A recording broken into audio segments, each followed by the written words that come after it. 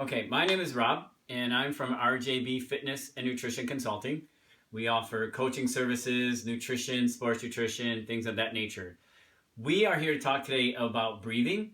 Many runners don't think about this, they just run and they don't worry about the breathing part. We worry about miles, we worry about shoes, clothes, how good we look, but we don't actually think about breathing.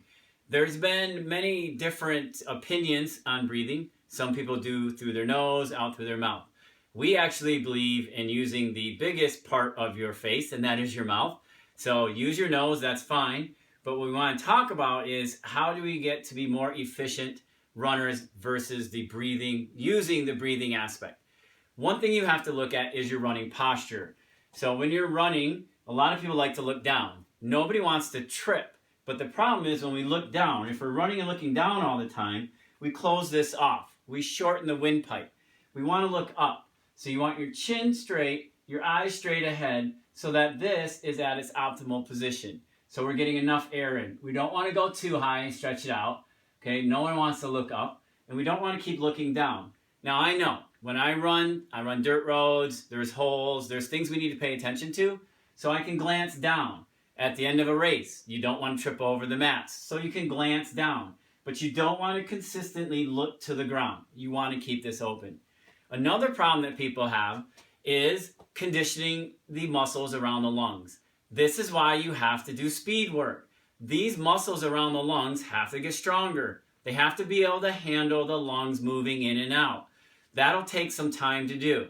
It won't happen overnight. As you get stronger and run faster, you will increase the strength of these muscles and they'll allow the lungs to do more work. During this time, though, you're going to find yourself panting. Many runners will get going. They get so excited and hyped up, and they start running too fast, too quick, or don't warm in to their run, that they'll start to breathe right from here. When you pant, you don't actually use the lungs. The air really only goes right here. So you have to force yourself to take a really deep breath, open the lungs, hold it. I usually do a count of 10. So I'll take a deep breath, hold it, and I'll let it out slowly. I don't slow down with my running, but I slow down my breathing and I slow down my heart rate and I get into a better rhythm. I find myself doing this when I'm starting to work hard in a race or a workout, and I just take a really deep breath. I fill the lungs. I don't want to fill here. I fill the lungs and I just let it out slowly to control my breathing. It works great. You got to practice with it. Don't just do it in a race.